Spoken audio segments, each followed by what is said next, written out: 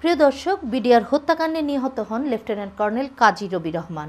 ১৬তম BMA special কোর্সে army dental করে commission পান তিনি। সবশেষ বিডিআর হাসপাতালে দন্ত বিশেষজ্ঞ হিসেবে তিনি কর্মরত ছিলেন। বলা হয়, যুদ্ধের সময় ডাক্তারদের হত্যা করা হয় না, কিন্তু লেফটেন্যান্ট কর্নেল রবি সে বিবেচনায় খুনির হাত থেকে রক্ষা পাননি। প্রিয় দর্শক, বিডিআর হত্যাকাণ্ড নিয়ে স্বাধীন মিডিয়ায় ধারাবাহিক সংবাদে আজ এসেছেন শহীদ লেফটেন্যান্ট কর্নেল কাজী রবি রহমানের স্ত্রী ডাক্তার ফৌজিয়া রশিদ। এই পরিবারটি ২০০৯-এ বিডিআর হত্যাকাণ্ডের পর গত ১৫ বছরে বঞ্চনার সাথে আরও দুটি দুর্ঘটনার সম্মুখীন হয়েছেন। প্রথমে রবি রহমানের স্ত্রী বাসার ছাদ থেকে পড়ে গিয়ে আহত হয়ে বহুদিন কোমায় ছিলেন। এখন সুস্থ হলেও তার কথায় রয়েছে জড়তা। আর তাই আমরা রবি রহমানের পিঠে ছোট ভাই কাজী অলি রহমানের সাক্ষাৎকারও গ্রহণ করেছি। পরিবারটির অপর দুর্ঘটনা ঘটে ২০২৪-এর জুলাই আন্দোলনে। শহীদ রবি রহমানের ছোট ছেলে দীপ্র সাদাকাত রহমান ৪ আগস্ট গুলিবিদ্ধ হন। এখন দীপ্র সুস্থ হলেও তার এই ত্যাগ প্রমাণ করেছে দেশের জন্য জীবন বাজি রাখতে প্রস্তুত রবি রহমানের পরবর্তী প্রজন্ম। চলুন শুনি পরিবারটির দীর্ঘ লড়াইয়ের অভিজ্ঞতা। ভাই এত টায়ার্ড কেন, এত মন একটু মলিন মনে হচ্ছে। তো ভাই বললেন যে আমাদের ভিতরে কোনো একটা সমস্যা বোধহয় হচ্ছে বলে মনে হচ্ছে। তা আব্বা বোধহয় বললেন যে কেন, কি মনে হচ্ছে তোমাদের? তো হচ্ছে আর্মস কিছু ক্লোজ করা হয়েছে এই ধরনের, যেটা নর্মালি করা হয় না। আমার শ্বশুরকে ফোন করলেন, আব্বা আমি যদি কোনো অন্যায় করে থাকি আমাকে মাফ করে দিন। আমার সাথে বলছে, মনে হয় এটা তোমার সাথে আমার শেষ কথা। আমরা সন্ধ্যায় যখন গেলাম বিডিআর মেন গেটে, জিকাতলার দিকে গেটে, তখন লাইট অফ করে দেওয়া হয়েছে। ২০০৯ সালে বিডিআর হত্যাকাণ্ড যে ঘটেছিল, ওই দিনের ঘটনাগুলা একটু আপনার কাছে শুনতে চাই। ওই দিন কি আপনি ভেতরে ছিলেন নাকি কোথায় ছিলেন? ওই দিনটা যদি একটু বলতেন। 25 ফেব্রুয়ারি 2009 সাল।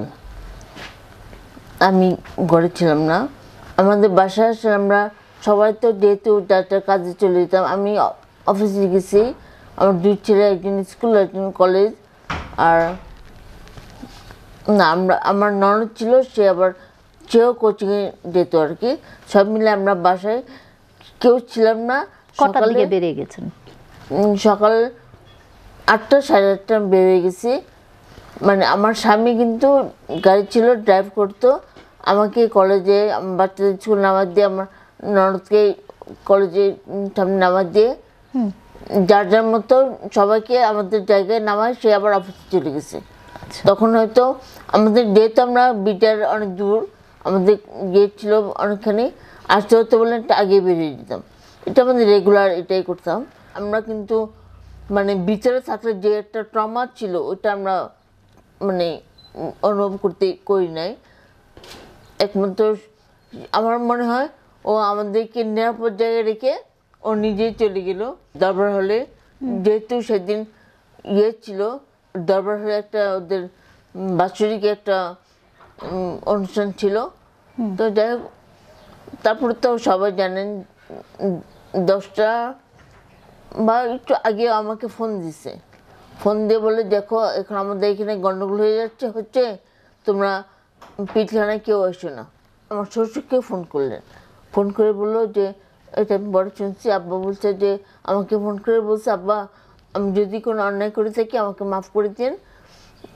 মনে হয় আমার সাথে বলছে, মনে হয় এটা তোমার সাথে আমার শেষ কথা। আমার এক ফ্রেন্ড ছিল, স্কুল ফ্রেন্ড, অদ্রিত টিচার, ফিলিপিনের টিচার ছিল। উনি আমাকে ফোন করে বলছে, আমি তোমাদেরকে গাড়ি পাঠাচ্ছি, তুমি আমার বাসায় চলে আসো। ওর বাসা বর্ণের ডিটেলস। আমি কলেজ থেকে চলে গেলাম, ওর বাসায় চলে গেলাম তখন সকালবেলা আর কি। ও আবার আমার 2 ছেলেকে ওর স্কুল থেকে আর কলেজ থেকে নিয়ে আসলো। তারপরে তো আমি সরাসরি ওইখান থেকে আমি চলে গেলাম শ্যামলিতে। আমার দেবর ননদ ওইখানে থাকে, আমার শ্বশুর থাকে, শ্বশুর বাসায় চলে গেলাম। তারপরে আর তখন তো মিডিয়াতে দেখতেছি, প্লাস আমরা চেষ্টা করতেছি খবর পাওয়া যায় কিনা। খবর তো আর পাইনি, তবে অনেকে অনেক কথা বলছে। কেউ বলছে স্যারকে আমরা এখানে দেখছি, যেহেতু মাগুরার অনেকে ছিল, কিছু সৈনিক ছিল, ওরাও ফোন করে আমরা জানতে চাইছি, পরে বলছে স্যারকে তো আমি এখানে দেখছি, আমরা ভাবছি হয়তো বেঁচে আছে কোনো, কিন্তু আসলে মানে পরে বুঝলাম যে না। আপনি পিলখানার গেটে গিয়েছিলেন? ওই দিন তো জাননি। না, আমি ওই দিন যাই না, ওই দিন আমার দেবর আমার ভাই ওরা গেছিল, কিন্তু ভিতরে তো আর ঢুকতে দেয় না। তখন যে একটা অবস্থা ছিল, এখন আমি টিভিতে দেখলে আমি ভাবি আমরা এরকম সময় পার করছি, গোলাগুলি মানুষের কি অবস্থা।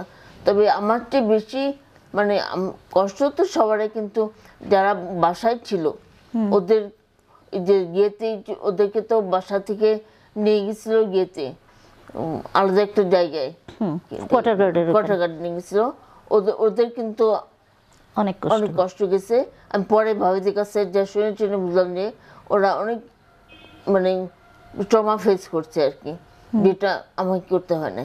পরে লাশ পেলেন কিভাবে? লাশ পেলাম হচ্ছে ওইখানে বিটারের ভিতরে কিছু গণকবর ছিল, গণকবরের ভিতরে সবচেয়ে বড় গণকবরটা, যে এটার মধ্যে আমার স্বামীকে পাওয়া গেছে। ওর যত মনে আছে গুলি মাথায় লাগছিল একটা, আর বুকে লাগছিল। মাথায় লাগছিল, কিন্তু ও কিন্তু চেহারা কিন্তু একদম অ্যাজিটেড ছিল, কোনো রকম ইয়ে হয় না। যেহেতু মাথায় গুলি লাগছিল, গুলিটা তো দিয়ে আসছে, এই সেটটা একদম সুন্দর ছিল। আচ্ছা, এই আর কি। গণকবরের ভিতরে যে দিয়েছিল তাহলে কি মাটি টাটি লাগানো ওরকম ছিল না? আপনি লাশ শনাক্ত কে করেছিল? শনাক্ত করছে আমার ভাই করছে, ওর ঘড়ি, তারপরে মোবাইল ফোন সবই পাওয়া গেছে। তো তারপরে লাশ পেলেন আপনারা? কবে পেলেন লাশ? 27 তারিখ। 27 তারিখ। হ্যাঁ। কোথায় যে শনাক্ত করেছিল? 3 নম্বর, 3 জনের পরেই ওকে পাওয়া গেছে। আচ্ছা, গণকবর তো অনেক বড়, অনেক গিয়েছিল, তো ওকে মনে হয় 3 নম্বরে পাওয়া গেছে। প্রথম 2 জনের পরে ওকে পাওয়া গেছে। আচ্ছা আচ্ছা। তো এরপরের দিনগুলো আপনার কিভাবে গেছে? কঠিন দিন গেছে। তখন তো আমার ছিল, আমার ছোট ছিল ছেলে, অতি তখন ও লেভেল করে ও এই লেভেলে ভর্তি হয়েছে। ফার্স্ট ক্লাসটা কিন্তু ও ছিল প্রথম, আমার যদি মনে পড়ে, ফার্স্ট ক্লাসে ওকে কলেজে নামা দিচ্ছে। আর দীপ্র তখন 5 থেকে মাত্র 6 উঠলো, যেহেতু ফেব্রুয়ারি মাস প্রথম দিকেই ছিল আর কি। তারপরে তো পড়াশোনা নিয়ে কষ্ট তো করতে হয়েছে, ব্যাপারটা কোনো সন্দেহ নেই। তবে আমি যেহেতু চাকরি করতাম, সব কিছু মিলে একটা ব্যালেন্স করে চলছে আর কি। একটা সময় হয়েছে যে আমি তখন পারতেছিলাম না, তখন আমি দীপ্রকে, ও যেহেতু ইংলিশ মিডিয়ামে একটু বেশি বেতন বেশি, আমি ভাবছি অর্ধেকে আমি বলছি আব্বু আমি তো আর পারতেছি না, তা আমি কি দীপ্রকে চেঞ্জ করে ফেলবো, আদমিতে নিয়ে আসবো বাংলা মিডিয়ামে, যেহেতু এটা একটু কম সাশ্রয়ী হবে। অর্ধে আমাকে দেয় না, বলছে না তুমি এটা করো না, তুমি চেষ্টা করো পারবা। তারপর থেকে আমি চেষ্টা করে পারছি, মাশাআল্লাহ। কষ্ট যদি হয় নাই তা না, কিন্তু আমি করতে পারছি আর কি। আর কেটে আর কি জীবনে অনেকটা সময় পার করছি।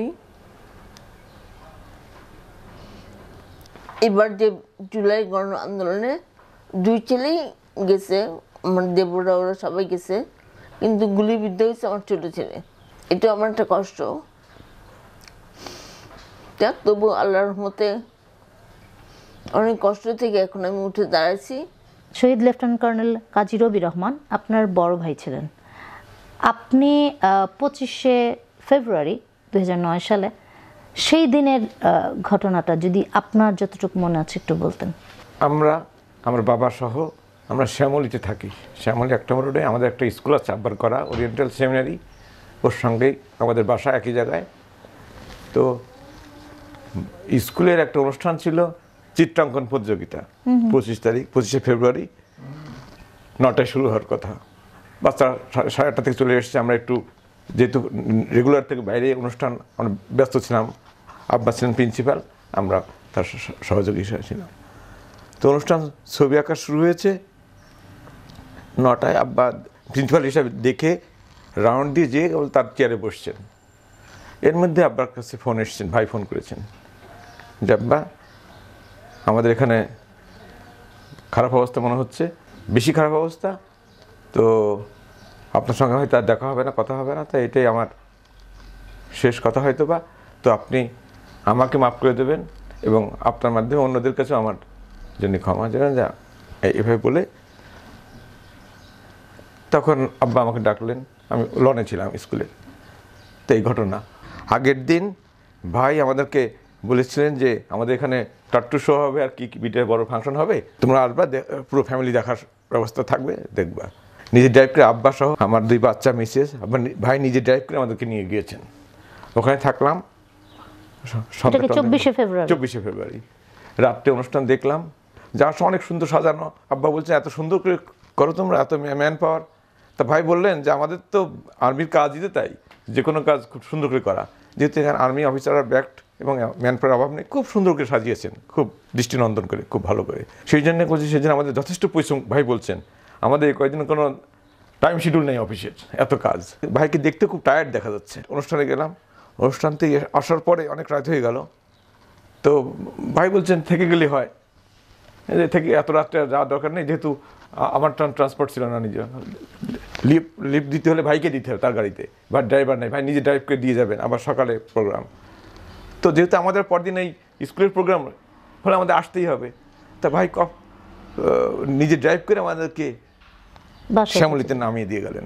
এই গাড়ির মধ্যে কথা হচ্ছিল, তো আমি বা আব্বা মনে নেই ঠিক কে প্রশ্ন করলেন যে এত টায়ার্ড ভাই, এত টায়ার্ড কেন, এত একটু মলিন মনে হচ্ছে। তো ভাই বললেন যে আমাদের ভিতরে একটু বোধহয় কোনো একটা সমস্যা বোধহয় হচ্ছে বলে মনে হচ্ছে। তো কেন? তা আব্বা বোধহয় বললেন যে কেন, কি মনে হচ্ছে তোমাদের? তো হচ্ছে বোধহয় আর্মস ট্রামস কিছু ক্লোজ করা হয়েছে এই ধরনের, যেটা নর্মালি করা হয় না। নর্মাল যা হয় না, কিছু একটা ঘটনা ঘটছে, আমরা ঠিক ভালো জানতে পারছি না, যেহেতু ভাই ডাক্তার, তার ওই লেভেলে জানার কথা না। তো সামথিং রং এটাও ভাই অনুমান করেছেন, এটা বললেন যে কিছু একটা নর্মাল নাই, এটা উনি বোধ করছেন। হয়তো উনি জানেন, আমাদেরকে বললেন না, বা উনি জানেন না, তো সামথিং রং সেটা বোঝা যাচ্ছিল। এবং ভাইকে খুব চিন্তিত দেখা যাচ্ছিল ভাইকে, সেটা আমার বারবারই আমি বলছিলাম, ভাই বলছিলেন, আব্বা বলছিলেন। তা ভাই বলছিলেন যে না, আমাদের এত বেশি প্রেশার ছিল কাজের, দায়িত্বের। যাই হোক, তো এইভাবে বলে রাত্রে নামাই দিয়ে গেলেন। অত রাত্রে যেয়ে আবার সে, এবং পরদিন সকালে এটা আমার ভাই খুব কষ্ট করতেন, খুব আমাদের পুরো ফ্যামিলিকে সাপোর্ট দিয়েছেন ভাই, আত্মীয় স্বজন সহ।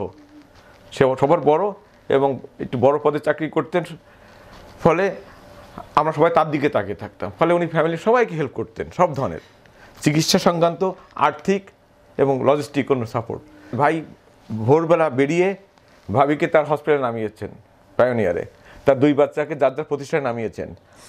বড় আপার ছিলেন, তার মেয়ে এখানে মেডিকেল ভর্তি কোচিং করছিলেন, তাকে নামিয়েছেন। নামিয়ে দিয়ে সিএমএস তার বিডিআর হসপিটালের সামনে গাড়ি রেখে উনি তার সিওর সঙ্গে এক গাড়ি নিয়ে দরবার গিয়েছেন। এই যে পরিশ্রমটা করলেন সকালবেলায়, কেন? আর্থিক কারণে। কিছুদিন আগে আমাকে বলছেন বলে আমি তার পারি না, এখন আর গাড়ি এত ড্রাইভ করতে সম্ভব হয় না এই বয়সে। তা ড্রাইভার যে রাখবো, সে আর্থিক সঙ্গতিও তো আমার সঙ্গে শেয়ার করেছেন, ভাবের সঙ্গে করেছেন আমি জানি না, আমার সঙ্গে শেয়ার করেছেন। তাই আমি বলতে, ভাই তুমি একটা গাড়ি, একটা ড্রাইভার নাও না। তারপর বললেন একটা ড্রাইভার খোঁজ করতে কত টাকা হয়, জাস্ট অল্প দিন আগে। তারপরে উনি মারা গেলেন 25 তারিখে। এরপরে কি করলেন আপনারা? 25 তারিখের ইয়াটা যদি আমি একটু জানতে চাচ্ছিলাম। তারপরে 25 তারিখে বাসায় আমার ছোট বোন, ওর বাসায় যেয়ে আমরা টিভিতে দেখা শুরু করলাম। কিন্তু আমাদের মাথায় যে ভাই কেন ফোন ধরছেন না, ভাই কেন ফোন ধরছেন না। তো সেই জন্য টিভি দেখার প্রতি আমাদের মন নেই। আমি পার্সোনালি আমি নিজে আমার গ্রামের থেকে আমার চাচাদের ফোন করলে তারা আসলেন।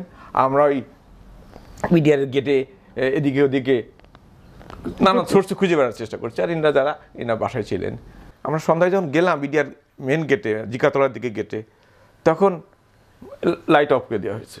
তো আমাদের খুব ইচ্ছে যে অন্ধকার কারণ করা হলো, এর মধ্যে গাড়ি ঢুকছে অন্ধকারে, ওদের এই পিক আপ টেকআপ কী দেখা।